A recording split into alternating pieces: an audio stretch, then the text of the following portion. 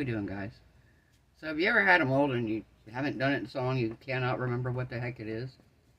I was looking through some of my molds today, just kind of flipping through a few of the smaller ones, and I found this and I'm really not 100% sure what it is. I don't think it's the bunny because it's not tall enough to be the bunny. So I'm not completely sure. Might be a bear. I don't know. But we might do something fun with it. I think I could use another mascot to sit up on my table up here. Why not? So I mixed in some light purple pigment, less resin pigment dye, and a little bit of marabou.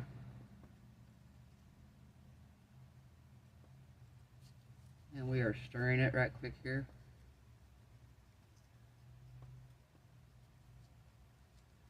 Not nothing really major to see. Just looks like purple marabou ink. Or purple ink. So, now we are going to take some of the Light Wish Starry Sky. And we're going to dump a few drops of that in here. Like I said, I'm not 100% sure what this is. So,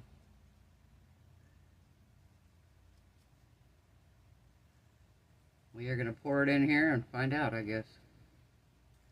I'm going to spray some alcohol in because I really, like I said, I don't know what's in this mold.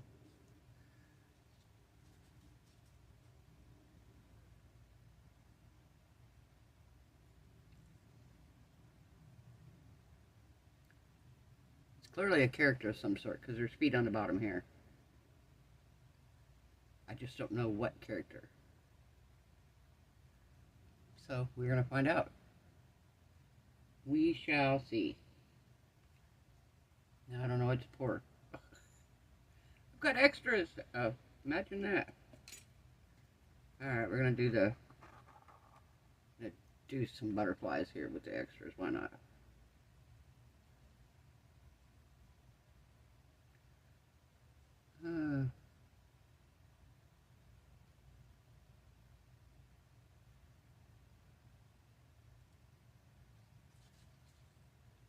I'm going to add some other color here to it. A little bit more purple, maybe.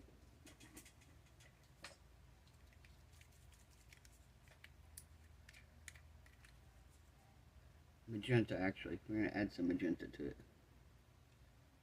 And give it 3 drops. And I'm not even going to stir it up. We're just going to pour it and let it come out however.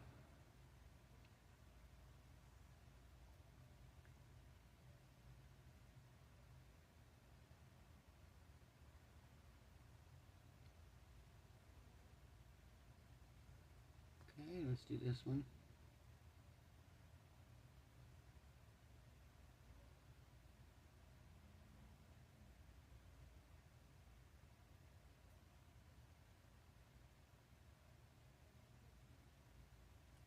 And we'll do this one up here.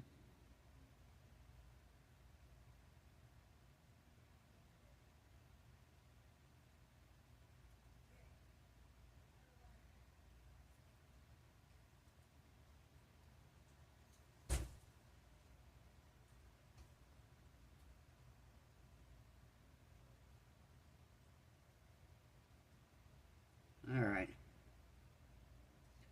Let's pour a little bit of this in the bottom here. Okay. We're going to let this cure and come back and demold it and see what the heck this mold is. Alright guys, back later. Bye. Okay guys, we're here. We're ready to demold this thing and see what the heck we got. I don't remember.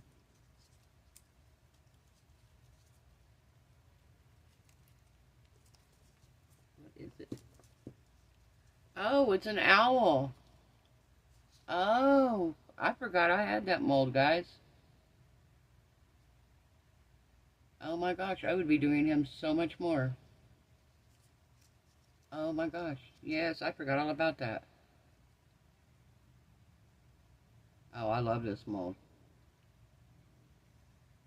Now I kind of want to paint him. Because this purple now just doesn't do him justice. Yeah, I'm gonna put you on pause right quick. I'm gonna grab my markers and we're my acrylic markers. We're gonna paint him.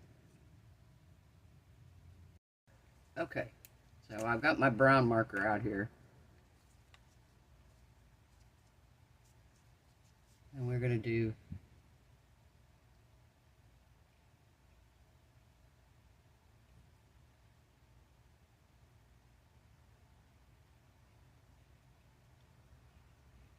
So I have to tell you, I have 2 owl stories.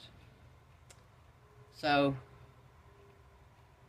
my first owl story is back before my kids were born.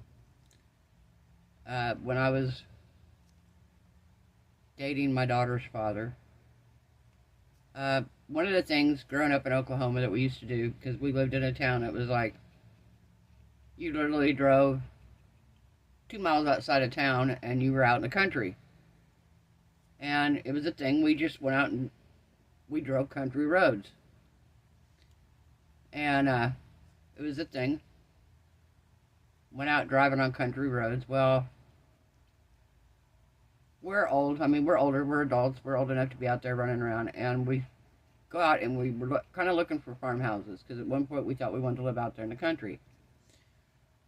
So we stumble on this house. And we get to the house and you go back down this long driveway. Wasn't super far outside of town. Probably, if I had to guesstimate, I would say maybe 4 miles outside of town, 5 miles max. And we go up to this house and we go to knock on the door. The door is open. The house is clearly abandoned. We go inside. It looked like people had just recently lived there, but they hadn't. Kind of like left as it was. So we end up, curiosity, you know, we go through the house, we're checking it out. We're like, man, I wonder who owns this. If we could find out. Because it was a big house, big 3-story farmhouse. And we walk in the kitchen and open up the kitchen cabinet, and there is a solid white owl. Beautiful owl. In the kitchen, in the cabinet. So we open up the cabinet door. Clearly you could tell he had been frantic trying to get out of there. I don't know if he got in and couldn't figure out how to get out or what. But we open up the door, the back door. He flies out and goes out to the barn that was out back. So we explore the house some more.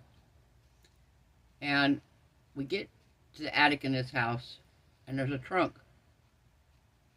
And in the trunk, there's like letters, postcards, pictures.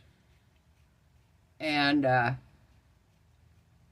was like, I wonder if maybe we can find out who the owner is through these. So this was before cell phone days. So I thought, well, I'll take a couple of these with me, and then if we find them, I'll just take them back, you know, we'll take them back to the house, because we really wanted to try to see what we could do about getting this house, right? And so we get these, I get these letters home, and this is before internet, years before internet. Get these letters home, and I start seeing that the letters are from a sister out in California to a sister that was living in this house. So, well, not in that house. At the time, she wasn't living there. She was living somewhere else, because she was talking about moving there. And the sister, I guess, had went out to California to try to become an actress. Had kind of become, not really famous, but she'd gotten some roles in some movies. And, because she was kind of telling her sister about it, bragging about, oh, she'd been in this movie, or been in, got to be in this commercial, or that commercial, whatever. And, apparently they, for some reason, the sister that was here, I don't know, I'm assuming it seemed like she was taking care of an ill parent. And the sister that was in Oklahoma was upset because the other sister was out in California enjoying her life, trying to become an actress, while she was kind of basically stuck there taking care of their parents. So it seemed like the sisters didn't have any contact after a certain point. But we could find like miscellaneous things that were regards to the sister, right? So I start checking into this. I'm trying to find anything out on this woman that I can, because we want to try to find out where she's at and see if we could buy the house, if it's up for sale, if it's in probate, whatever the deal is. Well, we get to doing some checking, find out that the woman that had lived in the house passed away. She never married. She never had any children. And so the house was just empty. So somebody was like, we had checked into it with the court clerk's office, and they said, well, if you can get us an address for the house, because we were trying to explain to them where it was at, and they were like, well, if you can get us an address for the house, maybe we can see, you know, who owns it. We could pull up the information like that. So we go back out to try to get the address off of this house, and we drove around for hours and hours and hours and hours and hours and never found the house. Keep in mind, we both grew up, well, I grew up in that area. He had lived there quite a while, but I grew up in that area. I know these roads. I know them like the back of my hand. Never found that house, right? So it really is driving me crazy. So we're checking into it more and more. I'm still trying to find out more about the sister. Again, this is before internet, so the only information I could find was like going to the library, trying to find stuff like that, looking through newspapers, and best I could find was the sister that lived there had passed away. Apparently had no family to leave the house to. Never did find out what was, because we never found the house, so we never got the address to the house, of course. And all the documentation that was in the attic, if we'd have grabbed the TV guide, probably would have had the address, but we didn't grab the TV guide for whatever reason. Apparently because it wasn't, if we didn't think of it as a collectible at that time. But that, you know, as far as we knew, it was somebody else's stuff. We weren't trying to just take everything. Like I said, I took some of the paperwork out of the attic in hopes that maybe I could get a name off of it to find out who owned it. And so for years and years, me and my daughter's dad split up. Things happen over the years, end up with somebody different back at home. Still, drive the roads trying to find this house. I have driven up and down those roads so many times over the years trying to find this house. My brother was in the back seat of the truck when we went. He was little. He's tried to find it. We've never been able to find this house. So it's pretty bizarre. It's a very bizarre situation. So that was my first time with an owl. The first time dealing with an owl up close. Second time is, years later, we have this little town north of Enid. Little bitty town. Population maybe, if I had to guess, 300. Maybe. And I bought this house, and it used to be a church years ago. 20-foot stained glass windows, beautiful stained glass windows in it. The upstairs was built like a church, and it had originally had like 4 Sunday school rooms separate. Well, they had torn the walls down, so it was all one big room now. But it had a lot of damage, and it needed a lot of work. So I was going to fix the upstairs up because I was doing photography at the time. I have a degree in photography, and I was doing photography, and I was going to turn it into my photography studio / a place where they could come in and have their wedding done at, because it was a church. Beautiful, like I said, the beautiful windows, everything was gorgeous about it. Well, clearly something had been pooping in there. And again, like I said, this is before internet. You couldn't just Google search what kind of poop it was. We just knew there was an animal in there. Well, we thought it was a raccoon. We could hear it. So we cleaned the downstairs out. The downstairs used to be like Sunday school rooms for probably the kids. There's like a big area that was like where you could have put probably 20 dining room tables down there. It was like a big open area, and then a big kitchen with a window that looked out into the open area. And we turned the bottom area. We cleaned this thing out. We spent weeks and weeks, my daughter and I, and we cleaned and cleaned and cleaned. And we got this thing ready that we could move into it. So we get the downstairs ready, we move in, but every night we're hearing this noise. Every night we hear this noise. And every time we'd run up there in a hurry to see what it was, whatever it was gone. So we decide, okay, we're going to sneak up there. And because we'd come up with flashlights, and every time we come up, nothing was there. So we decided, instead of using the flashlights, we're just going to sneak up there and we're going to flip the big lights on it, the overhead lights on, and see what it is. Well, it took a couple tries, but we go up there, we flip on the lights, and it is 3 beautiful little barn owls. They were white and tan, and they were so cute. But they also made the biggest mess in there. So we decided we wanted them to go out and be in the tree or out in the garage, even big, like we had like a big shop area outside, huge, 30 by 40, I think it was. And we're like, okay, go out there and live. You know, that's perfect. You can live out in that shop area. So we coaxed them out of the building, out of the church. And they came in one of the broken corners of a stained glass window. Because there were very few pieces missing, but there were a few pieces of these stained glass windows that were missing that somebody had put like cardboard up or whatever. Well, we coaxed them out. We put a board over the top of it. 2 days later, we come back. They're back. How they got in, we don't know. We're not sure. But they're back. So we're like, okay. So we're trying to figure out what we can do to get them to go away. We don't want to hurt them. We like them, you know.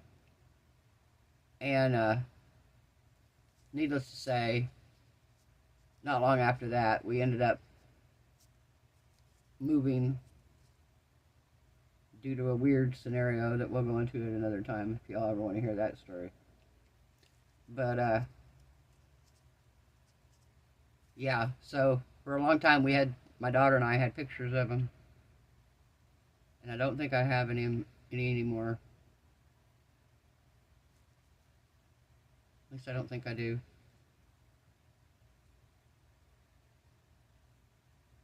But yeah, it was pretty cool. If they wouldn't have made such a mess, we'd have left them in there. But I was trying, like I said, I was trying to turn this into a photography studio / fix it up nice enough that, you know, people could come in there and have their weddings done there, and I could do the pictures while they're there. Kind of have a permanent setup, basically. And then I was going to turn the other 2 rooms into actual, like, different rooms for photography. So that's my owl story. The one of the property, though, that one still to this day has never, I don't understand. I really don't. People are like, oh, maybe it got turned out. No, this was a period of like maybe 3 days, if that.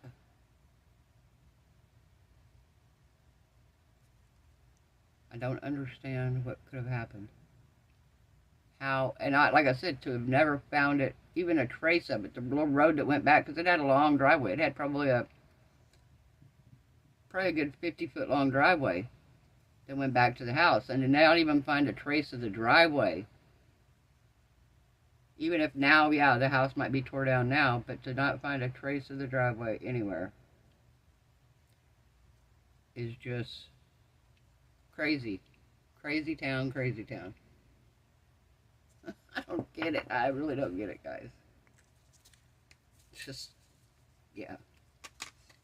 I don't know. It felt so, I don't know.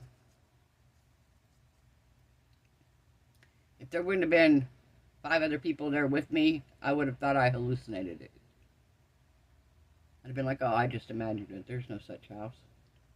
That explains why I can't find it for 20 plus years of looking. Because I've moved since then, so I haven't looked all the time. But like I said, I used to look a lot for it.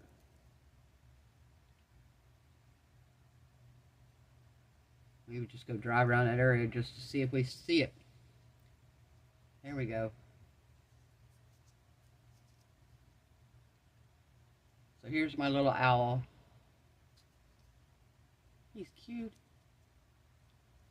He is so cute.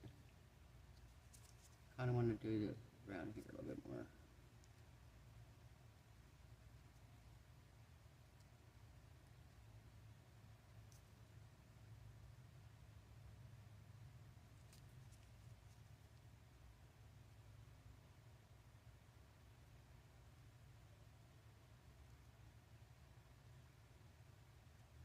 All right.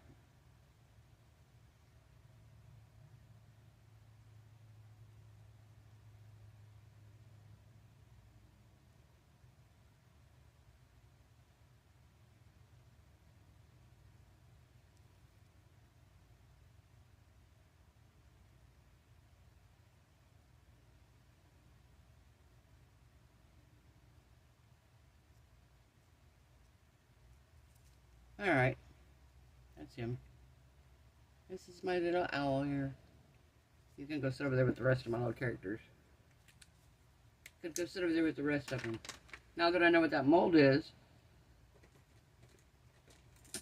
I can use it and be like, oh, okay, this is where this is. Now I can do something a little more with it. Since I had no clue what it was.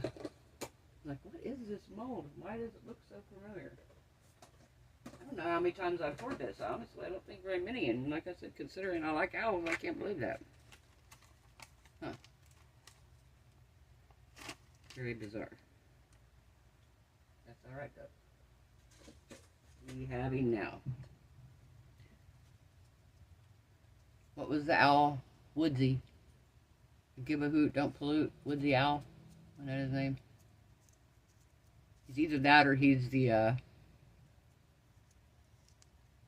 Tootsie Roll. How many licks does it take to get to a Tootsie Roll Pop? 1, 2, 3, 3. Alright guys, I hope everyone has a wonderful night. Hope your resin cure is beautiful. Your craft projects turned out amazing. If you stayed this long, thanks for listening to my rambling stories. I hope you all are happy, healthy, safe, and blessed. And I will see you guys tomorrow night. Bye.